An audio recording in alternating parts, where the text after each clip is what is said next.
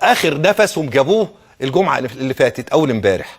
نزلوا اكبر كميه فلوس، دخلوها طرحوها، الفلوس الفكه اللي موجوده مع بعض الناس، الكام الف اللي مع بعض الناس، قال لهم والنبي طلعوها ما تاخدوهاش نفسكم.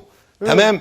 وقعدوا يعايروهم، حتى قال لهم واحد في مكالمه متسجله لواحد منهم بيقول له دي فلوسنا. معلومه؟ ايوه، ده بيقول له دي فلوسنا مش فلوسك، احنا بنقول لك طلع فلوسنا وزعها على الناس، نزل الناس في الشوارع.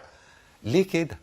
خلاص هم بيجرجروا، بيلموا اي حد ممكن يشتروه بفلوس. ما طبعا كل ما هنقرب من يوم 14 الجنان كله بيشتغل. ولا حاجه، هم عندهم جنان واحنا عندنا جبروت الدوله المصريه التي لا يعلموها حتى الان.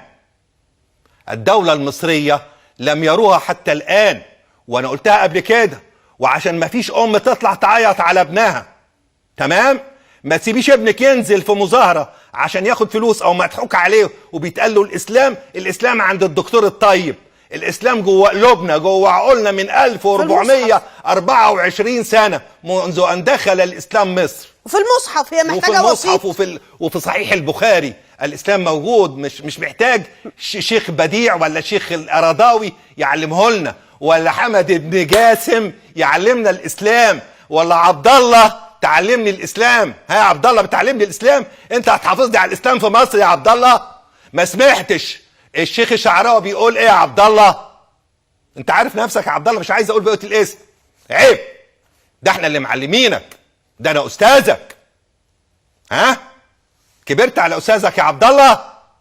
انت كده بتنصر الاسلام، بتحاول تكسر مصر العروبه، مصر الاسلام، انت اللي بتكسرها يا عبد الله.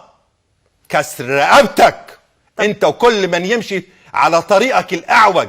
الاسلام محفوظ في مصر، والاسلام محفوظ في القرآن وفي الاحاديث النبوية الشريفة. مصر بلد هوية الدين واحنا مش قلقانين، بس حضرتك بتكلم عبد الله ده اللي احنا مش عارفينه. هو عارف نفسه كويس قوي، هو شخص مسؤول في الدوحة ويعلم. في مرة بكلمه بقول له عيب يا عبد الله اللي بتعملوه ضد مصر. عندها شخصية قطرية في منصب مسؤولة بقول له في يا عبد الدوحة. الله عيب، كلم غانم وقول له يمنع قلة الادب بتاع قناة الجزيرة. كانت لسه الفلوس القذرة ما كانتش ظهرت اللي جايه من الدوحة. طيب انا نفسي لا اكلم عبد الله ولا غانم ولا اطلب من الشيخ تميم مسؤولياته، لانه هو ادرى بيها فيما يخصه، بما ان حضرتك متاكد انه هو يعني رفيع المستوى والاخلاق والادب. تمام.